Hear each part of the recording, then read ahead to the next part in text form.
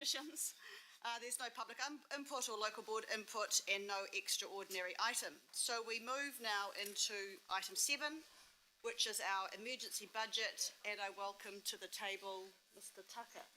Do I? No, I don't. I welcome to the table Pramod and Nicola. No.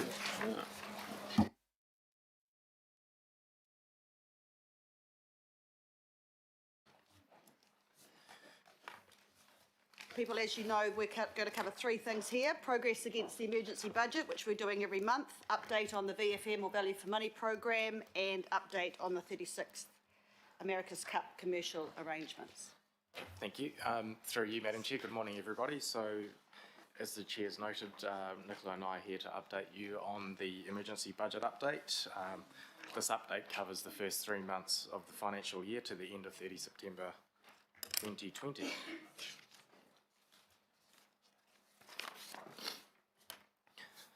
The key items covered in the report for this month are reflected in the recommendations and include an update on the year-to-date financial performance to the end of September compared against the emergency budget for the same period, an update on the actual savings achieved towards the 120 million Auckland Council savings target, an update on the Value for Money program, and finally an update from Panuku on the progress of relocating commercial tenants in the Wynyard Quarter and Viaduct Marina to enable AC36 infrastructure works.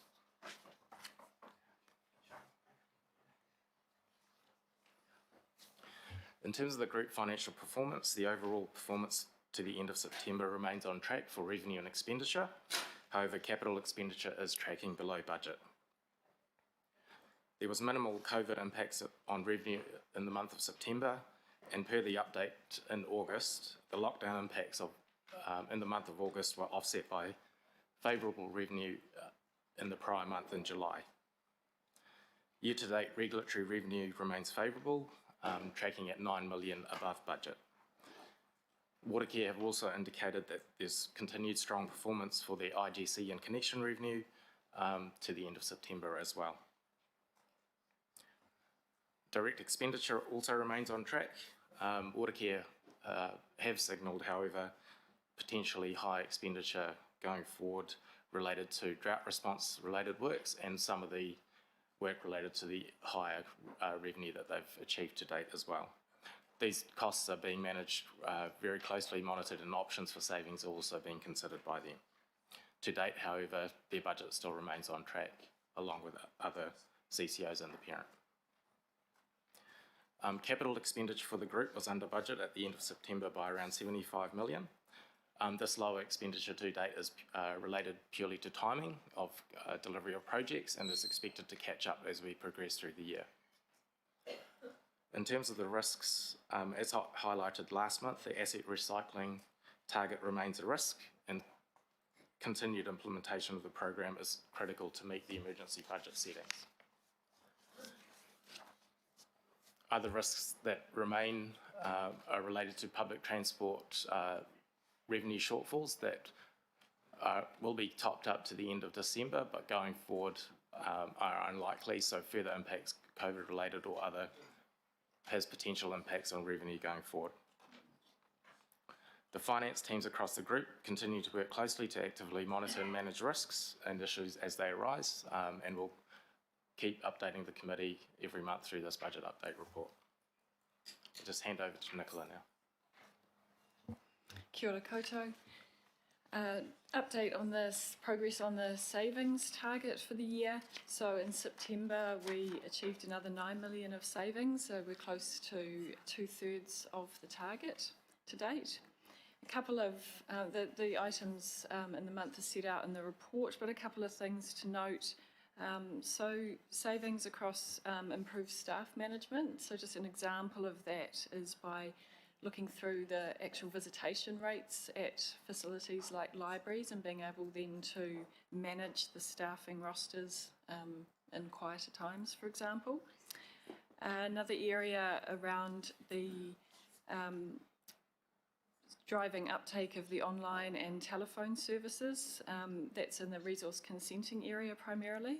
where through the COVID times where a lot of the consenting advice was able to be done online and on the telephone, we've been able to make a permanent shift away from providing in-person services. And so we continue to keep quite a close eye on the budgets, of course, and we have found savings in some other areas. So through looking at our ACC costs, for example, we've forecast that they are going to be well below budget and found additional savings there. And we keep going on the vehicle sales and other things. So pleasing progress so far. In terms of FTE, so there'll be FTE information for the group included in the Q1 performance reporting that will come to the next Finance and Performance Committee. But we have provided some information, and the chart shows you, I guess, how those changes from the 30th of June through to the 30th of September, what's been behind them. Our FTE reduced by 129, and it's fairly evenly spread across the organisation. And mainly it's been through resignations.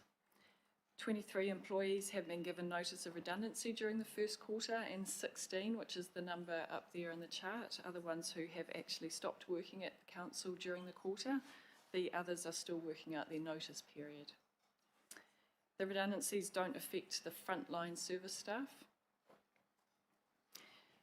And because we've had tight recruitment controls in place for some time, and we've been able to really proactively work on redeploying staff within the council, we've been able to keep the number of new hires to a minimum as well. So in summary, we're on track to achieve the 120 million savings, and we're within the overall council parent budget to date. So Pramod and I are happy to take any questions that you might have on the report or the presentation. Thank you, Nicola and Pramod. The first question I have is from Member Blair. Kia ora, thank you, Madam Chair. I'm just looking at the asset recycling, and are there any trends or feedback from Pānuku on why the assets aren't moving? Is it the type of property that's... Are there any trends of what properties are popular and what aren't? Yeah, kia ora koutou. Through the chair, the cycle time varies depending on the type of asset. And one of the things I was actually going to raise in an item later, I'm starting to look at some metrics around cycle time. You know, so what we're seeing in the market is good quality properties will still move. And we've got a mix of that in the portfolio. But I suppose the key thing is from the time the committee makes a decision, there's still a lot of work to be completed before the sale. You know, much the same as if I was going to sell my house and make it look as good as possible.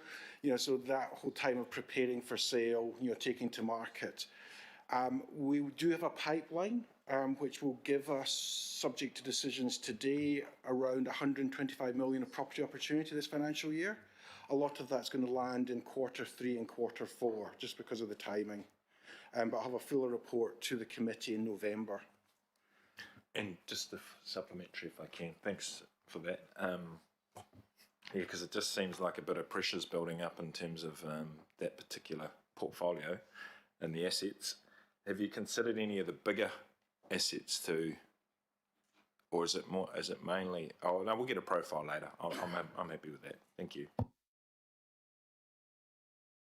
Thank you. Member Wilson. Kia ora. You can see the amount of work that's gone on there. Well done. I just got a couple of questions, please, and that's in relation to the Maori impact statement.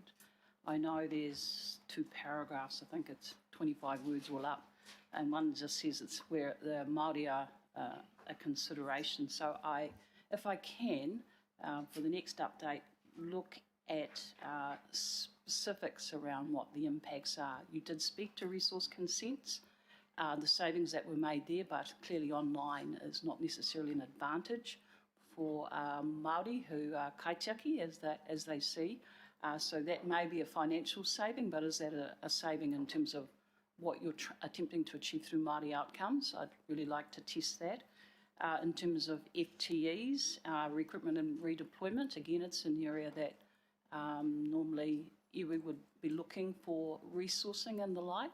How is that impacting on Māori as they interact into the processes through council?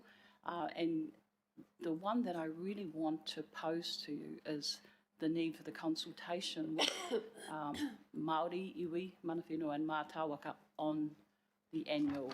So what is the consideration that's been given to allow, before it's submitted to the committee, what has been done in that area, please? Thank you, Member Wilson. Councillor Watson. Just in reference to the redundancies. Can I just get an answer? I was just actually having a quiet conversation with Evan, because this is I've listened to your concerns, and we'll look how to do that for next time. But this is these are sort of financial targets that have to be met, and this meeting is about meeting those targets. But impacts to Māori, we just have to think about how we incorporate that in the financial sense as well. So we haven't got an answer for you as to what we'll do, but you should see improvement next month. So I will get an answer at some point. I guess that's the only clarity I'm trying to assess. Will I get an answer? Because there's a consultation around an annual budget, which goes to what this meeting's about, Madam Chair. Consultation around, do you want to answer that? Because it's not an Yes, Member Wilson, through the chair. So, so this is the reporting back on that emergency budget, and there was substantial consultation process followed through to create the emergency budget in the first place. So we can run you through and show you the consultative process used to adopt the emergency budget in the first place. We'll provide that detail for you. The other two, interesting comments there, which is where we are reporting on performance, are we considering the implications, all of the implications of that performance, is what I've heard you say when it comes to consenting and FTEs. So we'll have a look at that, whether there's any other reporting in the future going forward. We can incorporate that in the implications taken into consideration, and it's not just the financial implication, definitely. Appreciate the answer. Thank you very much. Thank you. Thank you. Councillor Watson. Yeah, just in relation to the redundancies that were referred to in the update, what generally speaking, and I'm thinking both in terms of the cost to council and the accommodations that are made to the individuals involved, what are generally the conditions that go with those redundancy in terms of providing some reimbursement or time lead-in to the affected party? So how do we deal with our employees who are affected in terms of giving them a period of time that they can then adjust or seek other work or do they have some sort of payment in lieu? I think of other jobs where that may be in the collective contract or in individual contracts. How do we actually make that process easier for the affected parties? Thank you, Councillor Watson. Good morning, everybody. So we have had and we do have a number of change processes that are underway. Those are very structured processes that have built in enough time for firstly consultation and secondly feedback from staff. We always involve the union in those conversations before we put out any change proposal document, and the union are always there to support staff whilst the change process is underway. So in terms of what staff get if and when they are made redundant, those are contractual obligations, so they're in the contract, whether it is the collective agreement or an individual employment agreement. And obviously we honour those. In addition to that, we provide support for staff to get help if their role is made redundant in order to find other work. So, from the beginning of the process where the change proposal kicks off to the time at which a role may be made redundant, there is a pretty significant lead time in that before a redundancy does occur, and then post-redundancy there's support for staff. is a very helpful answer. In terms of the ratio between people on the collective contract and people on individual employment contracts, roughly how is that panning out in terms of the affected employees? Don't quote me on this, but roughly union membership is at around 2,500, but I can get you that exact figure. Okay, thank you. Councillor Hills. Thank you. Two questions. Are we, one, investigating or pleading or bargaining with Waka Kotahi about helping us with the subsidy to continue next year? Because otherwise we potentially are in trouble if the public transport patronage stays where it is, or we have fluctuations due to fear of COVID and things. And the other question is, if our revenue improves in other areas, are we able, I know we were forced into the situation of savings around staff, but are we re-evaluating that all the time as revenue changes, or are we making sure we consider the future costs of losing some of the staff? You know, some of the people or positions that I hear are going, I personally believe, even though we've had to support this process, could have serious ramifications for that will cost us more in the future, or the ability to actually complete the work we've promised Aucklanders will do. So are we being, is there any way to be flexible, or are we just, is everything locked in and we're just moving forward on that?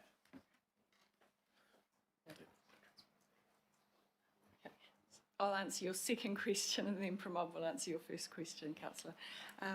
So through the chair, sorry, I've just lost my train of thought. You go first. Yep.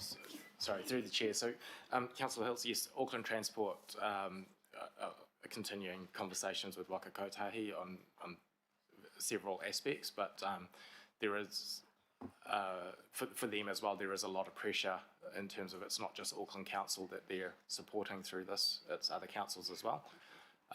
At this stage, there isn't a clear indication of whether this could be extended or not. The indications from Auckland Transport are, however, that subsequent to the second lockdown, that patronage has recovered much quicker than the first lockdown. So it's one of the risk areas that's being managed, and we will update the committee if there's any change in that status, if it continues post-December or not. And regarding the 120 million savings, I think thinking back to the last update, we kind of had a position that we would review things at the half year. But in saying that, we have had to have flexibility, for example, in the regulatory service area, where the consenting volumes continue to track well above what we had expected. So obviously there's no the staffing required to process the consenting volumes within statutory timelines. Obviously there's some flexibility there in order to make sure that we meet those service level requirements. Okay, thank you. And to answer your question, Councillor Hills, about flexibility around how we fill those roles, one of the good news stories that we have found since we made the commitment to the $120 million savings is that our redeployment function is proving very successful. So 70% of the roles that are available at the moment are being filled internally. So within that is some quite nice stories about staff who are able to step up into roles or sideways to broaden their experience. And you're right, the cost of there is a cost to losing staff as well, and that includes redundancies. So where we can redeploy and move staff internally, we are, and I'm very happy with how we're doing in that regard. Thank you. I just wanted to make sure we had that flexibility, that it wasn't just rock solid, then we find we have some sort of surplus and then need to re-employ people at some point. Yeah, so thank you. With no further questions, oh yes, I have. Councillor Dalton, sorry I didn't have you.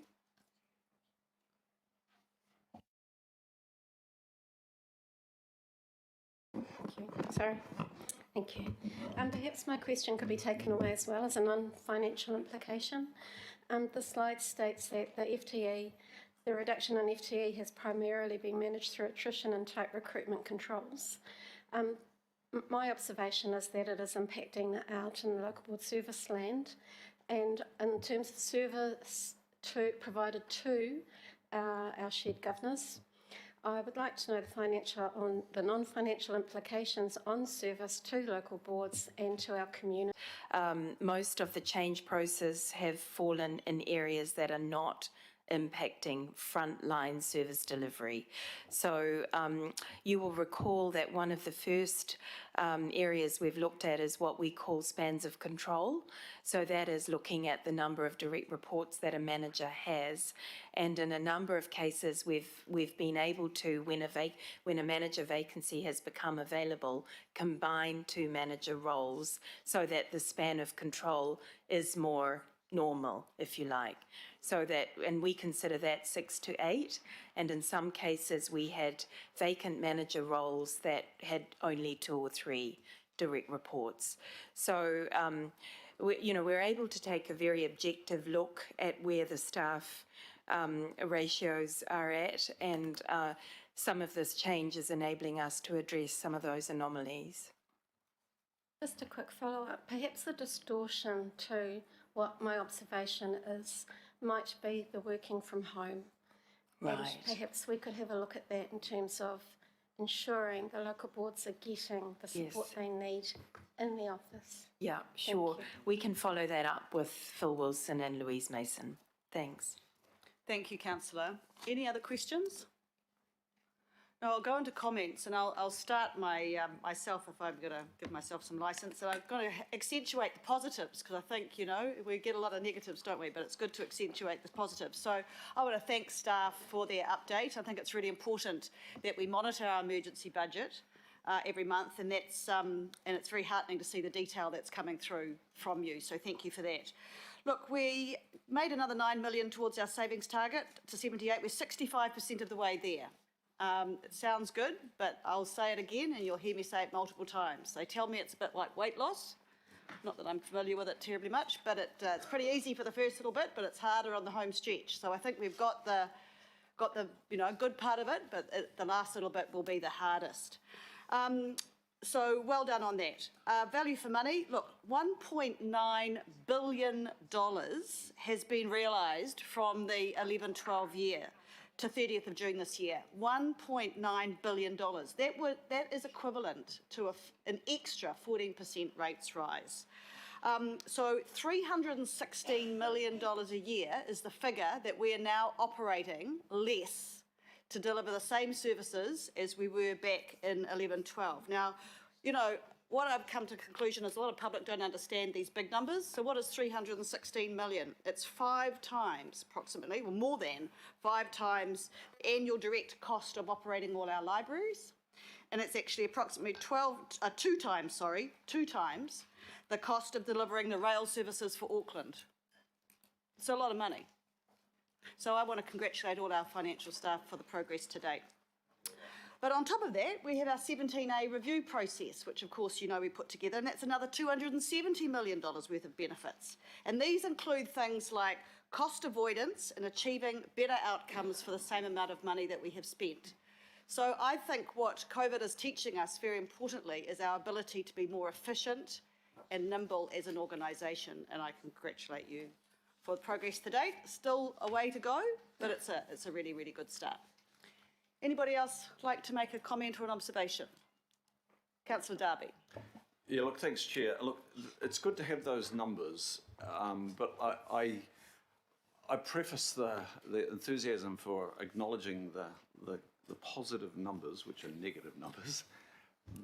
It does concern me that we don't quite have our heads around what's going to give and is giving. Already, my observation is that we probably don't really know as governors of the reduced levels of service that are going to hit the coalface. And that's going to start showing up. So I think, you know, when I look at the numbers, I think of people and the impacts on people, and that is the people of Auckland and those that interact with Auckland. And I think we do need a bit of reality check that things are going to change. Things definitely are going to change. And the expectation of Aucklanders in many areas won't be met. But in other areas, they will be met, and that we're operating under a constrained budget, and there's an acknowledgement of that. But there's going to be some change and some hurt here. I mean, the hurt's obvious in that we're disestablishing a significant number of positions. We're undertaking a capital program under pressure. There's the whole area, the whole organisation is under pressure. So I don't want to diminish all, you know, everything that you're outlining, but, you know, I'm also just having a bit of a reality check on what's going to unfold here. Thank you. Look, we all signed off the emergency budget, but we're still delivering $2.6 billion worth of infrastructure. So, you know, there are good news and cautionary news, but I think we all do know what we signed up for. Councillor Filipaina. Thank you, Chair. And I think just to that point, I know that one of the local boards in my ward has already receiving the frustration of what the decisions we made in the emergency budget. One of them was the closing and early closing and the hours in regards to the local board office. But we knew that. And I think the key thing for us moving forward is around the communication, not only to our local boards, but our community. Even though we may use the magazines that we use and everything else, I think we still need to get that information out there, not only from what Councillor Darby's just said and yourself, but to let people know what is also the positive, but just to let them know that we realise that, because we went into this with eyes open in regards to this emergency emergency budget, and now our boards and the chairs and the members there are getting it from the locals, but we knew that. So I think getting that communication out there is so key around the reasons why we're in this now. Thank you, Councillor. Emma, I'm sure you're listening. We have the Mayor, Your Worship. Oh, thank you very much, Madam Chair, and I'm really wanting to both support what Councillor Filipaina has said and to back your comments. We sat down around the table to deal with an emergency budget where we'd lost $450 million. It was an emergency budget. It was a crisis. We looked at all the options. We knew that we couldn't resolve the crisis that we faced without some pain and without some cost. But we sought to balance that across the areas. And we ended up with $2.6 billion in investment in assets. We ended up preserving our core services at the maximum level. We looked to make some significant savings in sale of surplus properties, and we need to do that. And we need to continue with the course we've chosen and which the Chief Executive and Head of Resources is implementing around the reduction in our numbers to be a leaner organisation. I actually think, you know, insofar as whenever somebody involuntarily loses a job through redundancy, it's not good news. But, you know, I take great heart at the fact that of the 128 positions, 127 positions that we've reduced, there have only been 16 redundancies. I take great heart in the fact that 70% of the vacancies that we've got internally have been filled by people moving from positions that have been disestablished. So what I see from our staff here is an incredible effort to look after people's interests to the extent that we are able to, while still finding those savings. But we can't start to unravel the emergency budget now by saying, well, we're not going to sell any properties, we're not going to lay off any staff.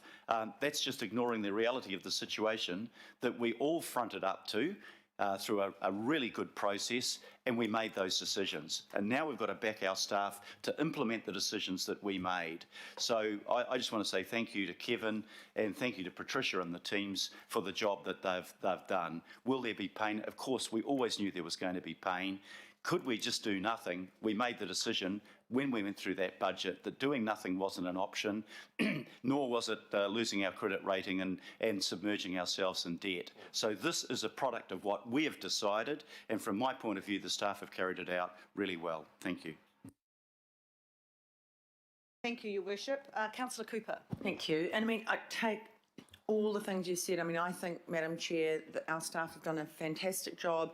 I absolutely signed up to the emergency budget. I'm also aware that we're going to have more pain going into the LTP.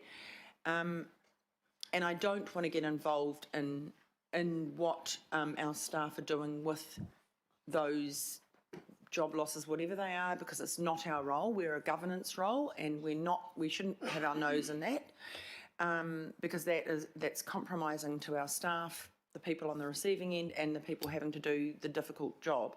But what I do definitely want us to be looking at is not just going, here, you've got to meet a target right across the board. It needs to be targeted to where we can make those changes, not just everybody has to whack a percentage off, because it does affect, and I'm seeing it in the regulatory area. I'm getting emails from people trying to get, for example, their code compliance certificates. We are behind on that because we don't have enough staff. And so for me, that's our bread and butter. That's part of our income. We've got to make sure going into this LTP that we're not just cutting for cutting's sake, but we've got to target it in the right areas. So that's just my word of caution, because we will all be hearing it from people trying to develop, or even just individuals trying to do some changes and they cannot get that work done. That's critical to us. And then we also don't meet our statutory timeframes, so we're up for criticism from public, government and fines. So I think that's from my portfolio, I'm seeing that, and though our staff are trying really hard to find those savings, there's a point where you cut into the bone and you then basically backfires on yourself, on ourselves, so I don't want to see that. But congratulations, Madam Chair, you know, our finance department have done a fantastic job, and you, thank you. Thank you. We're not quite there yet, but we're getting there. So thank you for that. Any other comments? Well, I'll move the recommendations. Do I have sorry, Sharon, did you have a... Well, it's sort of a comment and it's sort of a question, and maybe Ross might be able to, if Ross is listening. What it is, just for the asset sales and the reserves, a lot of the reserves, before they can be sold, they have to be revoked. And that means that the reserves then have to go to a public submission, which is probably 6 months. Now, if with the public submission, if those that are hearing it, or no, imagine it would be independent hearing commissioners would hear it, if there's one or two of those that they decide not to sell, how's that going to... Good question. Can you hold that for the next item, which is on our asset recycling? And I'll get Ross to answer that question as part of that. So thank you. All right. No other comments? Well, I've added a few extra Chair's recommendation, just highlighting the positives, as I want to do. Do I have a seconder, Your Worship? Yep. Thank you. It just highlights the, oops, if someone gets rid of the names, it just highlights the value for money program, because remember, value for money isn't part of this committee now, it's not separate, and it talks about the 10-year savings amount. Pardon? It's item number C. Yeah. No one had any questions, it's in the report. All right. Did you want to ask a question about it? No? Okay, so we have a mover and a seconder. All those in favour say aye. Aye. Against? Carried. Thank you, and thank you, Nicola and Pramod. Before we go to the next item, Councillor Bartley wants to Skype in. We need to resolve to accept her attendance. Right. I've had a request from Councillor Bartley. She wants to Skype in, and we need to accept her attendance. So I'm happy to do. Okay. Thank you. Here we go. Councillor Bartley, are you there? No, yeah, I think Hold on. She will be shortly.